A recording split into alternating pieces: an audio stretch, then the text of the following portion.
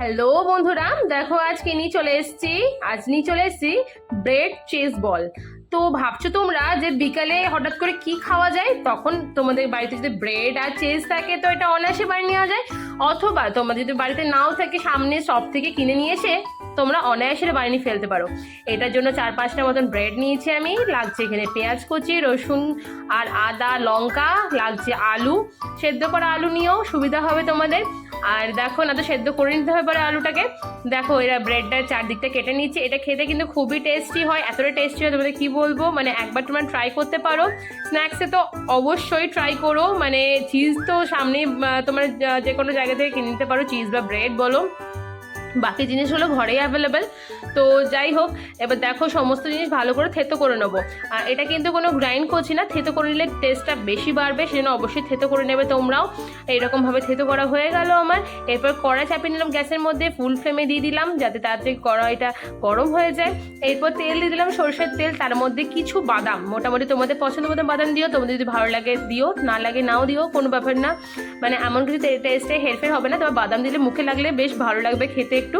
তো সেই জন্যই বাদাম দেওয়া। দেখো বাদাম দেওয়া হয়ে গেল। এরপর এখানে দিয়ে দিলাম জিরে, গোটা জিরে। বাদামটা কিন্তু মোটামুটি হালকা লালচে করে ভাজবে, খুব বেশি কালো করে দিও না, তেতো লাগবে তাহলে। তারপরে দিয়ে দিলাম সেখানে থেতো করার মশলাটা। তারপরে এখানে পেঁয়াজ দিয়ে ভালো করে নাড়ি চাড়িয়ে এটাকে নরম চাড়িয়ে নিয়েছি এটাকে। তারপরে দিয়ে দিলাম স্বাদ মতন লবণ, আর দিয়ে দিচ্ছি পরিমাণ মতো সামান্য পরিমাণে হলুদ। যেরকম তোমাদের পরিমাণ থাকবে তার উপরে তোমরা সব কিছু করবে। সামান্য পরিমাণে চিনি, সব দিয়ে ভালো করে আবারও নাড়ি চাড়িয়ে নিচ্ছি।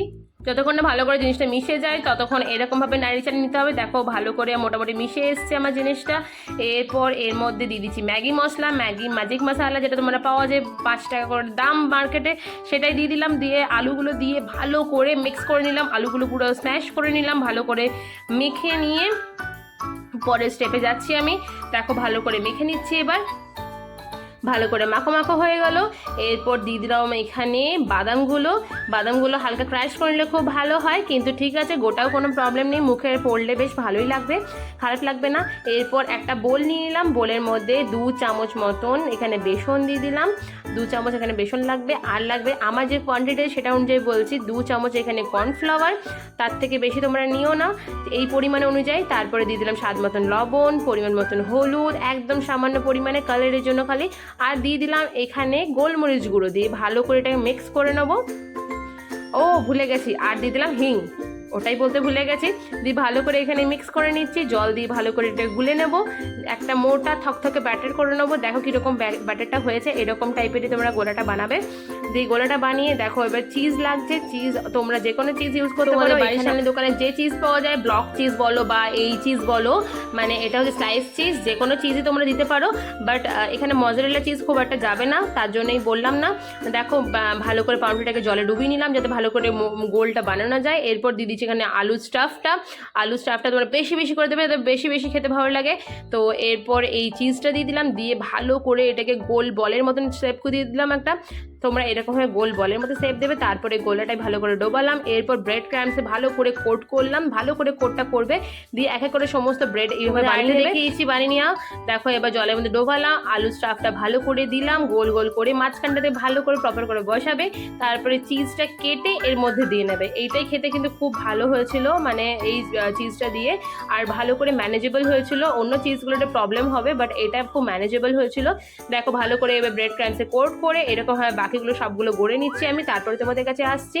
দেখো সমস্ত প্রায় আমার গড়া হয়ে এসছে, লাস্টেরটা তোমাদের দেখিয়ে দিলাম এটা।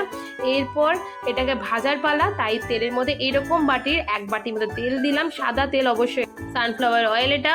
এরপর হালকা গরম হয়ে এসে তেলটা, দেখো এবার ছেড়ে দিচ্ছি বলগুলো। ভালো করে বলগুলো ডিপ ফ্রাই করে নেবে একদম লালচে লালচে করে, ব্যাস গরম গরম সার্ভ করবে। খেতে খুবই টেস্টি হয়, অবশ্যই তোমরা ট্রাই করো আর আমাকে জানিও এই বলগুলো কেমন খেতে হয়েছিল। আমাদের বাড়িতে জাস্ট বিকালটা কাল জমে গেছিলো এই বলগুলোর জন্য।